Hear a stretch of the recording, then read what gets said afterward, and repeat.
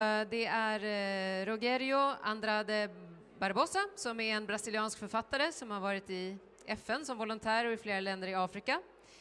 Och på resor i världen så har han skaffat sig flera erfarenheter som har blivit till berättelser för barn och ungdomar. Han kommer att samtala med sagoberättare Gabriella Teixeira om sina böcker och engagemanget för människor och rättigheter och miljön.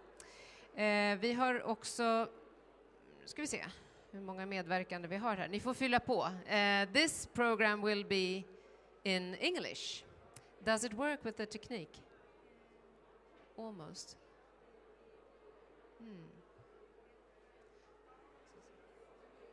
Patrik, kan du... We have an expert of the...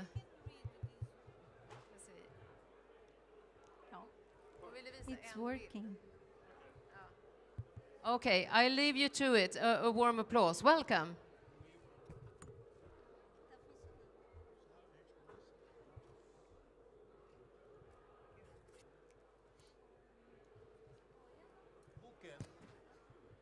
Okay.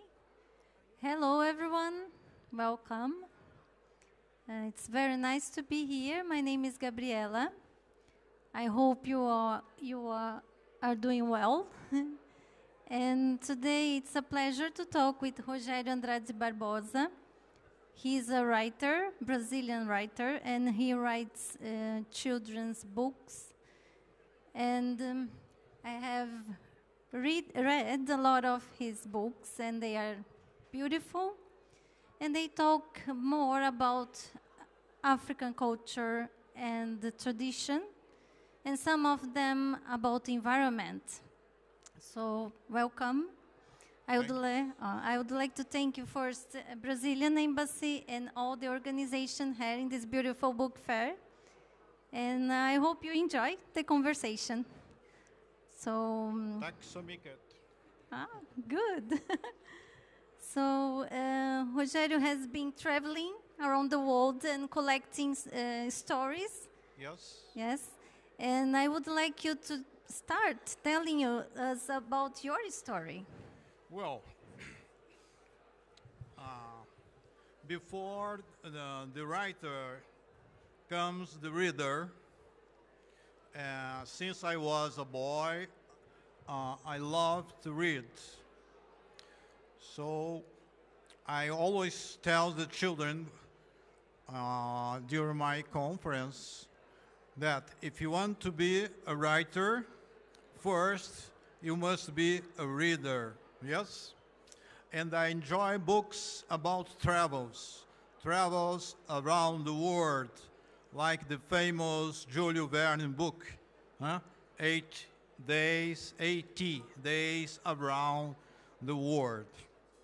Well, I grew up, I had the chance to work as a volunteer for the United Nations during 2 years in a small African country called Guinea-Bissau. When I came back to Brazil, this was 30 years ago, I noticed that we didn't have in Brazil at that time books for children talking about Africa, about the traditional African stories. And Africa and Brazil, we have a story link. Brazil was colonized by the Portuguese. This is the reason because we are the only South America country where Portuguese is spoke, is in Brazil. And and Brazil is a huge country. So the Portuguese brought to Brazil, to work in Brazil as slaves, around 10 million Africans. So this is the reason that in Brazil we have a mixed culture, and 50% of the Brazilian population is black. we are the second largest black country in the world. First is Nigeria in Africa, and the second is Brazil. My father was a black man, my mother a white woman. So I can say I'm a typical Brazilian man or a Brazilian person. So this is the reason, because I have so many books talking about Africa, but I have books also about adventures, about love, and books about environment too. Great. And also you have a book that's been translated to Swedish by Hewlett Book Förlag, and there is he's here today, the publisher, and you can have a look after this book. You Very have nice. the image here. Yes. I'm very happy because it's my first book published in Swedish. Yeah?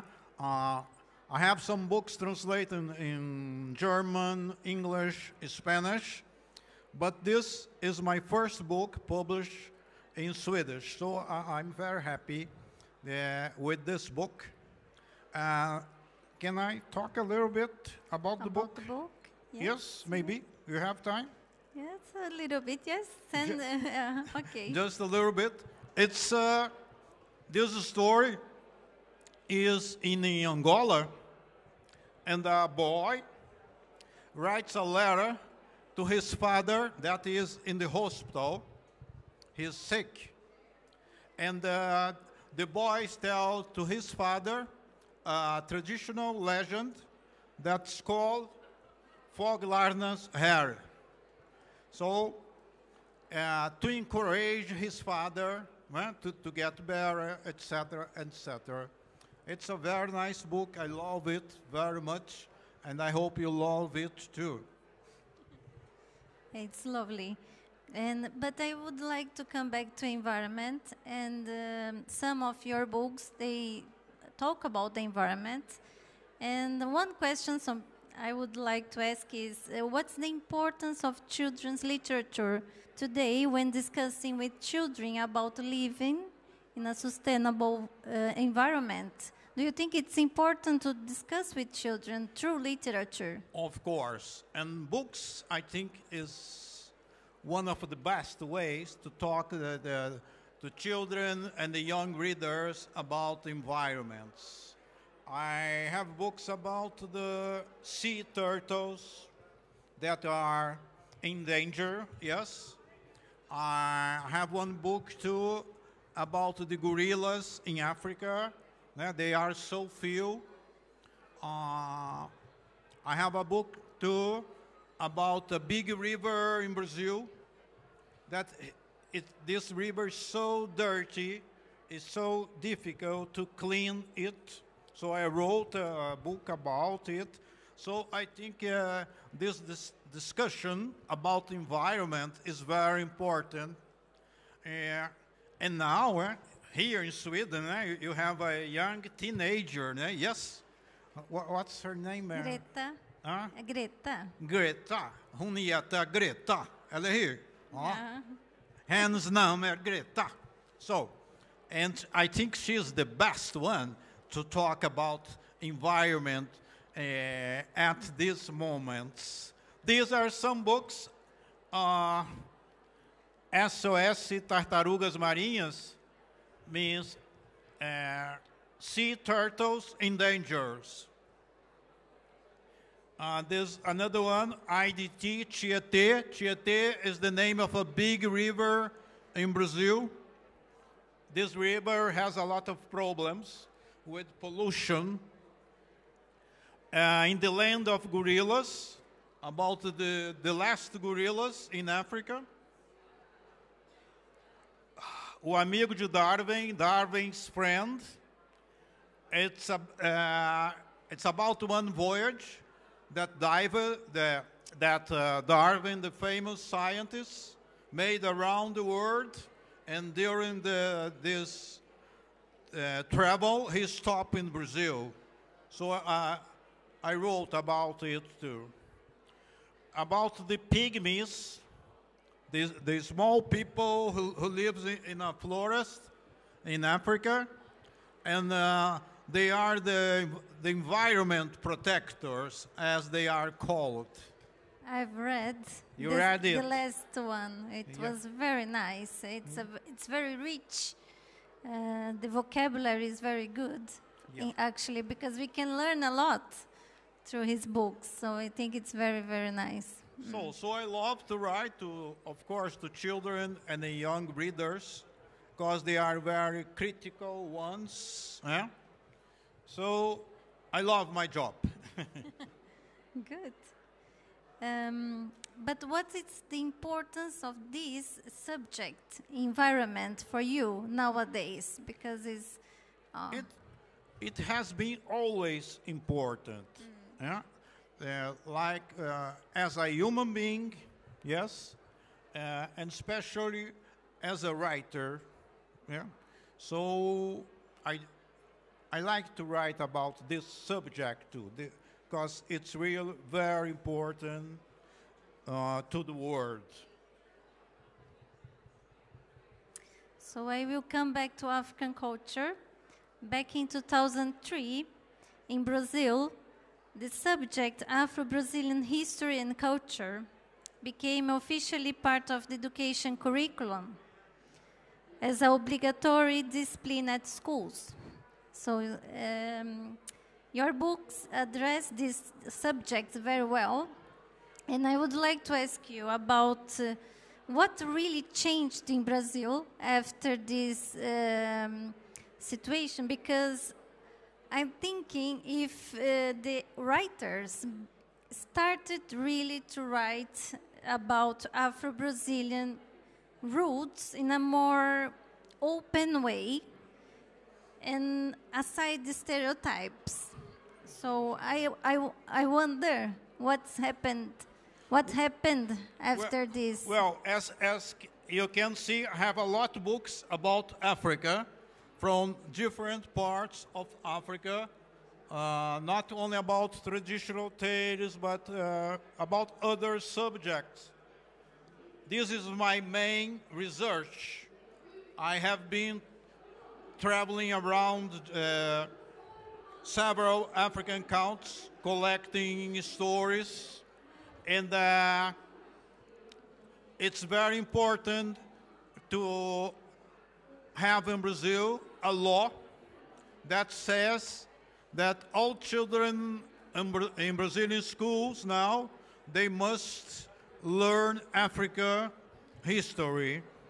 So this law was very important. It's a recent law.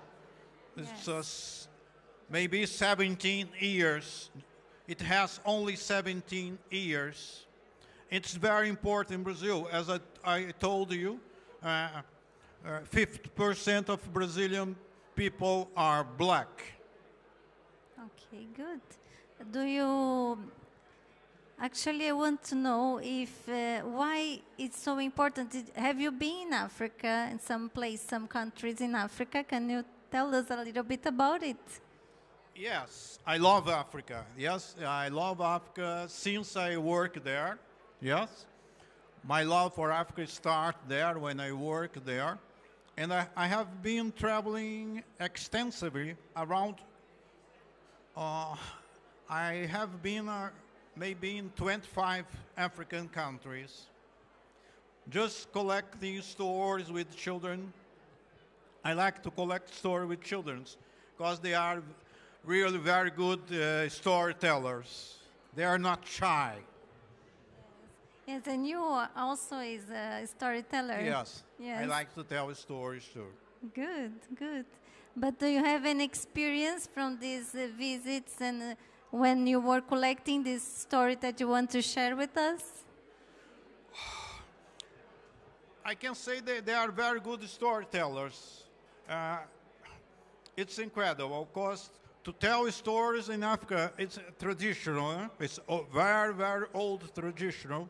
So the children are used to listen and after to tell stories too. And do you have any projects in some countries in Africa? I was 15 years ago in Ghana. It's an African country. And there I collect a lot of stories too. And I hope, I think my next book will be about the stories that I collect in Ghana. Oh. And you also have a book that there is, inside the book there is so many stories, but there is one that it came from Sweden. Oh yes, I Right? have a book, 5 love stories around the world. And one of these stories, it's a Swedish story. Yes, I saw.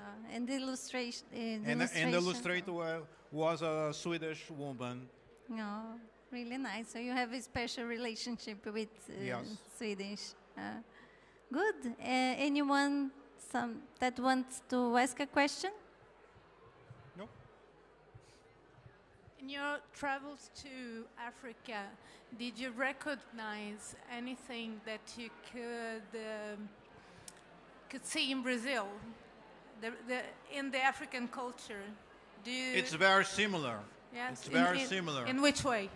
Our dance, the way that you speak, put the hands in the other person's, the way they dance, the way they play football, some foods, yes. So we have a lot of influence from Africa in Brazilian culture.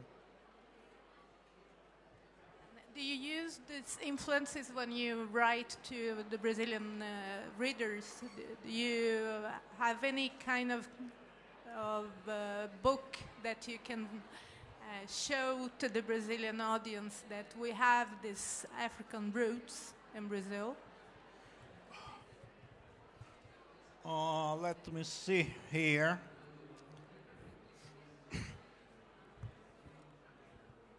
Just a moment.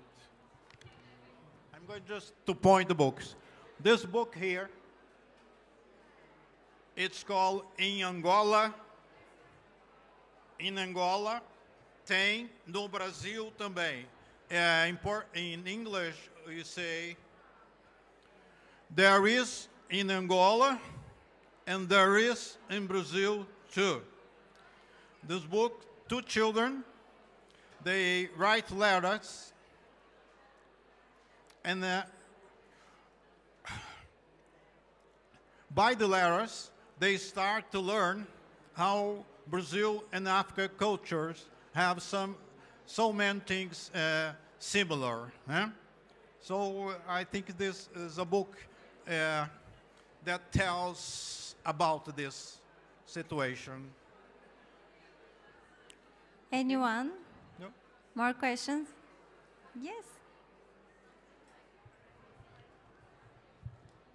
I'm from the Caribbean, from Dominican Republic, and I can say when I'm in relation to the South American culture, the Caribbean people, especially the Spanish Caribbean, I can talk about from Dominican Republic, Cuba, and Puerto Rico, who are Spanish.